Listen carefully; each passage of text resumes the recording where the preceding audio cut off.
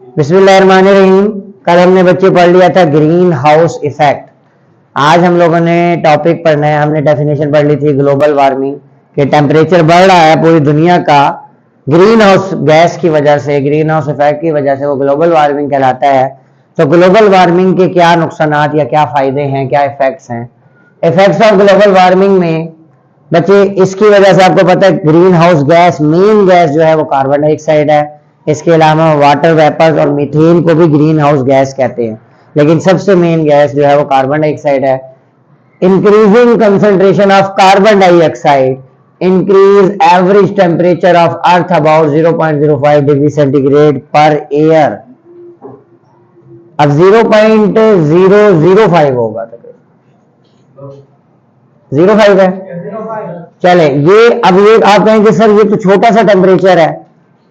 आपको इसकी एग्जांपल ऐसे दूं मैं कि मैं एक छोटी पतीली में पानी गर्म कर रहा हूं और वही पानी मैं जो है ना बड़ी पतीली एक लेता हूं और उसमें पानी गर्म कर रहा हूं।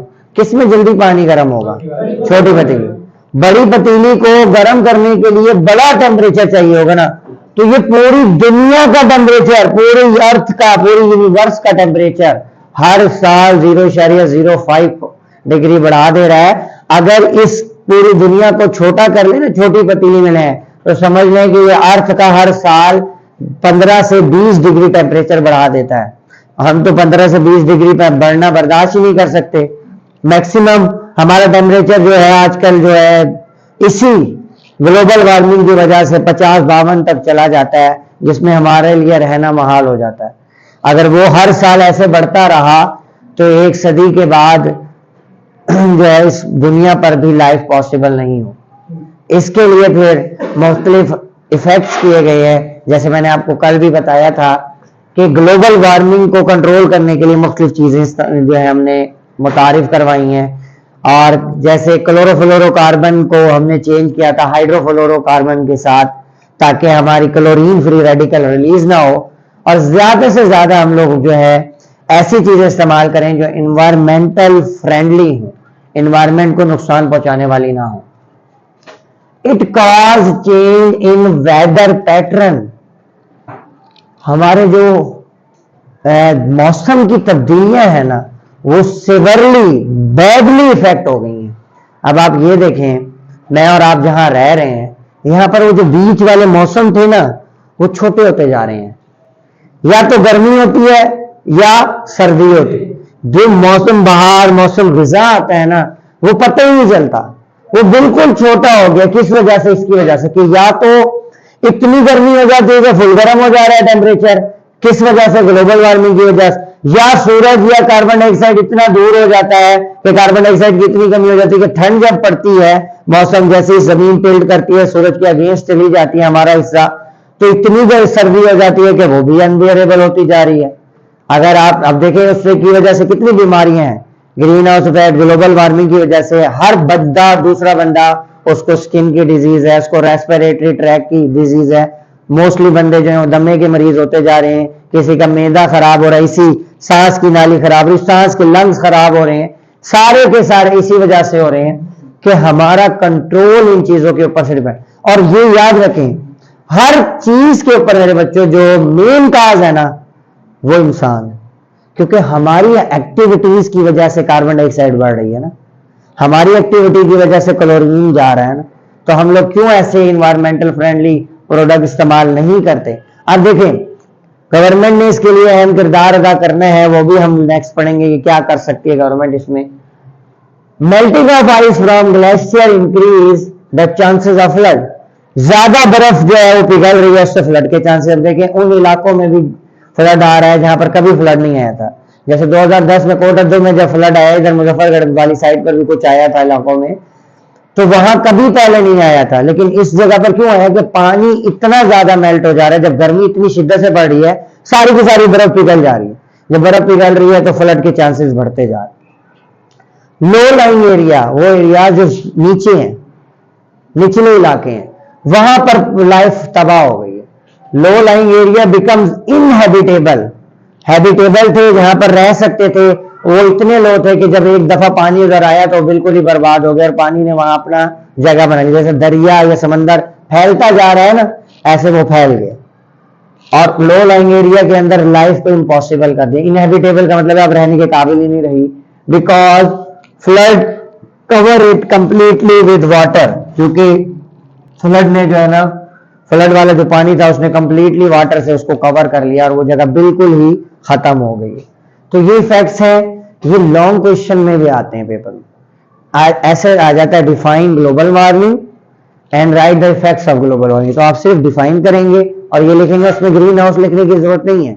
अगर वो आपको कहता है right a note on green house effect, तो सिर्फ ग्रीन हाउस लिखेंगे, उसमें इफेक्ट्स लिखने की जरूरत नहीं है। सवाल को समझ के उसके हिसाब से जवाब देना है। ये भी नहीं सोचना कि सर ये 5 नंबर का आ गया, 6 नंबर का आ गया तो इतना से थोड़ी हो गया तो सारा होगा, नहीं, जो उसने पूछा एग्जैक्टली वही जवाब दे, एक्स्ट्रा कुछ ना लिखा करो। आगे एक शॉर्ट क्वेश्चन है, छोटे से टेबल बने हुए आपकी केमिस्ट्री की बुक में, कि carbon monoxide is an air pollutant. Carbon dioxide air pollutant हम कंसीडर नहीं करते। क्यों नहीं करते? क्योंकि कार्बन डाइऑक्साइड नहीं होगी तो हम भी जिंदा नहीं रहेंगे। कार्बन डाइऑक्साइड प्लांट लेते हैं और प्लांट लेकर वो खुराक बनाते हैं, साथ ऑक्सीजन रिलीज करते हैं। जब खुराक नहीं बनेगी तो साथ ऑक्सीजन कैसे रिलीज होगी? फिर वो ऑक्सीजन हमें चाहिए होती है। तो कार्बन डाइऑक्साइड एयर पॉल्यूटेंट नहीं है, उसकी एक कंसंट्रेशन आपको जमीन पर रहने के लिए जरूरी है। अगर वो ना हो तो ठंडा इतना टेम्परेचर हो जाए कि आप रह ना सके ठंड की वजह से। तो कार्बन मोनोऑक्साइड एयर पॉल्यूटेंट है। आपने पढ़ा था कि अगर लिमिटेड सप्लाई ऑफ वो होगी ना oxygen, limited supply of oxygen होगी तो कार्बन मोनोऑक्साइड बनेगी कार्बन डाइऑक्साइड की जगह। अगर लिमिटेड सप्लाई हो यानी ऑक्सीजन कम है तो कार्बन मोनोऑक्साइड बनेगी। और वो कार्बन मोनोऑक्साइड इंतहाई खतरनाक है। क्यों खतरनाक है? सबसे ज्यादा खतरनाक होने की वजह ये दो चीजें हैं, ये कलरलेस है, ऑर्डरलेस है।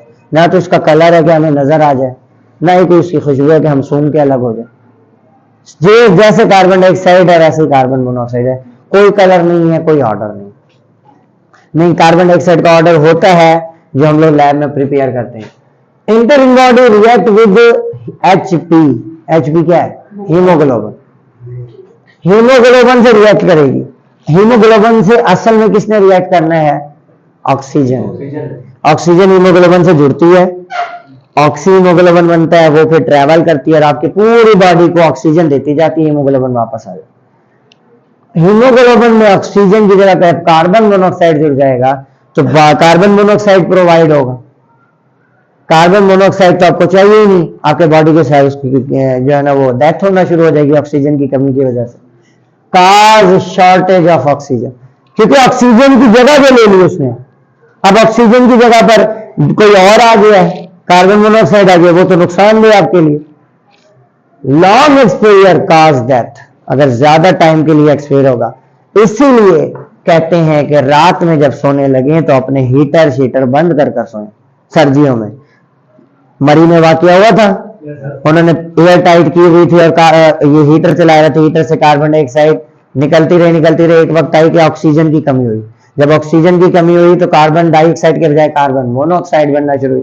कार्बन मोनोऑक्साइड जाती है आपके ब्रेन में और ब्रेन का जो आपका स्लीपिंग कंट्रोल एरिया होता है उसको खराब कर देती है। आपको अगर गर्मी लगे, प्यास लगे तो आपकी आंख खुल जानी चाहिए ना, कार्बन मोनोऑक्साइड वो नहीं होने देती। तो मुसलसल कार्बन डाइऑक्साइड आपके सेल को जाती जा रही है और आप सोते सोते ही अल्लाह को प्यारे हो जाते। तो ये कहते हैं कि लॉन्ग एक्सपोजर डेथ का कारण। आगे कन्वर्टर, कैटालिटिक कन्वर्टर है, कैटालिस्ट के तौर पर काम करते हैं। आजकल जो है वो तरक्की हुई, ये समझ ले कि मॉडिफिकेशन हुई, एनर्जी कन्वर्टर मिलने लगे, कैटालिटिक कन्वर्टर मिलने लग गए। वो क्या करते हैं? वो मोर हार्मफुल गैस को, अब कार्बन मोनोऑक्साइड हार्मफुल है ना, कार्बन डाइऑक्साइड को हम हार्मफुल नहीं कहते, कार्बन मोनोऑक्साइड को कार्बन डाइऑक्साइड में कन्वर्ट कर देते हैं। Converter which is used to convert harmful gases into less harmful gases या simple gases. Converter should use to convert harmful gases into less harmful gases. Carbon monoxide convert हो रही है carbon dioxide में, ये automobile में इस्तेमाल होना शुरू हो गए हैं। जो नए ऑटोमोबाइल आ रहे हैं ना, वो कन्वर्ट करते हैं कि अगर अनबर्न्ड हाइड्रोकार्बन हो ना तो उनको कार्बन मोनोऑक्साइड की जगह कार्बन डाइऑक्साइड में कन्वर्ट करें। आगे लगे होते हैं वो एनर्जी को, इसको कन्वर्ट करते हैं। आपकी बुक में दिया हुआ भी है। आगे हमने पहले कार्बन डाइऑक्साइड की सोर्सेस पढ़ी थी, आज हम लोग सोर्सेस पढ़ेंगे सल्फर की।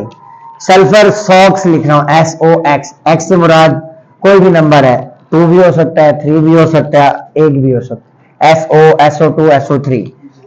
इसकी सोर्सेज क्या है? नेचुरल सोर्सेज इसकी 3 है। लावे का फटना, वोल्केनिक इरप्शन, वोल्केनिक गैसेस जो होती है ना उनमें होता है। वोल्केनिक इरप्शन भी लावे का फटना है, उससे वोल्केनिक गैसेस निकलेगी। यहां पर वोल्केनिक इरप्शन भी लिख सकते हैं, वोल्केनिक गैसेस भी लिख सकते हैं। फॉरेस्ट फायर, जंगल में आग लग गई, ये उसकी भी सोर्स थी natural. Bacterial decay of organic matter, जो बैक्टीरिया कोई चीज ऑर्गेनिक मैटर गल सड़ जाता है, जिसको जो बैक्टीरिया रिएक्ट करते हैं ना, उसके नतीजे में भी ये सल्फर डाइऑक्साइड जो है वो बनता है। तो ये इसकी नेचुरल सोर्स है। और आर्टिफिशियल सोर्स हम बनेंगे, वो क्या? हम करेंगे बर्न फॉसल फ्यूल्स को। बहुत सारे फॉसल फ्यूल सल्फर कंटेनिंग होते हैं। Burning of fossil fuels containing sulphur, इसकी मैं आपको पहले भी एग्जांपल दे चुका हूं कि हमारे पास जो पहले पेट्रोल इस्तेमाल होता था वो पिंक कलर का था, अब हमारे पास जो पेट्रोल इस्तेमाल होता है वो ग्रीन कलर है ना। ऐसे क्यों पिंक को ग्रीन से रिप्लेस किया? जो पिंक वाला पेट्रोल था ना, पेट्रोल फॉसल फ्यूल्स है ना, उसके अंदर सल्फर के कंपाउंड ज्यादा थे बच्चों, और सल्फर आपके लिए इंतहाई नुकसानदेह है। ये सफोकेशन कॉज करता है, ये आपके रेस्पिरेटरी ट्रैक इन्फेक्शन सारे करता है, इरिटेशन करता है, इरिटेटिंग स्मेल होती है इसकी, चुभने वाली स्मेल। हम कहते हैं ना इतनी गंदी स्मेल है कि नाक के बाल भी खराब हो गए हैं, नाक के बाल भी सड़ गए हैं, कहते हैं ना, इसको कहते हैं इरिटेटिंग स्मेल, जो इरिटेट करे आपको। अब रिलेटिव सोर्स क्या है? Burning of fossil fuels containing sulphur. अब इसका ना जो नीचे टेबल बना हुआ है आपकी बुक में, अगर आपको वो टेबल आता है ना, आपको पिछला टॉपिक याद करने की जरूरत नहीं है, 3-4 लाइनें जो ऊपर लिखी हुई हैं। देखें होता क्या है, हम करेंगे फॉसल फ्यूल्स को बर्न करेंगे। किस लिए बर्न कर रहे हैं? और एनर्जी हासिल करने के लिए। फॉसल फ्यूल का काम एनर्जी प्रोवाइड करना है। अब वो फॉसल फ्यूल जब बर्न होगा तो उसके अंदर सल्फर और सल्फर के कंपाउंड्स होंगे। वो सल्फर जो है वो कहां निकलेगा? हवा में, धुएं के साथ। हवा में मौजूद क्या है? ऑक्सीजन। वो ऑक्सीजन के साथ मिलकर बनाएगा सल्फर ऑक्साइड, सल्फर डाइऑक्साइड या सल्फर ट्राइऑक्साइड, SO, SO2 या SO3। SO3 भी अगर है, हाँ SO3 भी लिख लेते हैं यहां। ये सल्फर डाइऑक्साइड ट्राइऑक्साइड हार्मफुल है, नुकसानदेह है। ये क्या करेगा? पानी के साथ रिएक्ट करेगा, सल्फ्यूरिक एसिड बना देगा। हवा में सल्फ्यूरिक एसिड की वजह से क्या होगी? Acid rain. और एसिड रेन के नुकसान आप अगले टॉपिक में ही पढ़ेंगे, एसिड रेन की रिस्पेक्ट। इसके इफेक्ट्स क्या है? नुकसान क्या है? सफोकेशन, रेस्पिरेटरी ट्रैक इन्फेक्शन और मार्बल इरोजन। एसिड रेन जो बनेगी, मार्बल जो है वो इरोजन होगी, मार्बल को जो है ना खुरदरा करेगी। ताजमहल को एसिड रेन खुरदरा किया जा रहा है। खुरदरा कैसे किया जा रहा है? आहिस्ता आहिस्ता वो कटती जा रही, कटाव का शिकार हो रही है इस एसिड रेन की वजह। नॉक्स, नाइट्रोजन के ऑक्साइड, N और NO2। नाइट्रोजन 78% है हवा में, लेकिन जब वो इलेक्ट्रिकल लाइटनिंग होती है, बिजली बरसती है, तो बिजली के नतीजे में ये नॉक्स बन जाते हैं। ऑक्सीजन आती है N और NO2, यानी जैसे बहुत सारी रिएक्शन है जिसको टेम्परेचर चाहिए होता है, तो इसको ये समझ लें कि इसको जो है ना टेम्परेचर चाहिए होता है। टेम्परेचर जब इसको मिलेगा तो ये NO और NO2 में कन्वर्ट हो जाएगा। NO बनेगा पहले, NO फिर ऑक्सीजन से रिएक्ट कर NO2 बना देगा। NO2 ज्यादा हार्मफुल है। इसकी जिंदगी है 5 दिन, इसकी जिंदगी है 4 दिन। आपकी बुक में नहीं लिखा हुआ, FSC में मौजूद है। N2 कन्वर्ट हुआ NO2 में, NO2 ज्यादा हार्मफुल है, वाटर से रिएक्ट करेगा HNO3, HNO3 हवा में जाएगा। ये भी किसका सबब बनेगा? Acid rain. तो एसिड रेन के जो है वही नुकसान। तो कल आप लोगों ने ये, मैं आऊंगा, आप लोग ये लिखोगे, मैं अगला टॉपिक सेट करूँ। ठीक हो गया? जज़ाकल्लाह।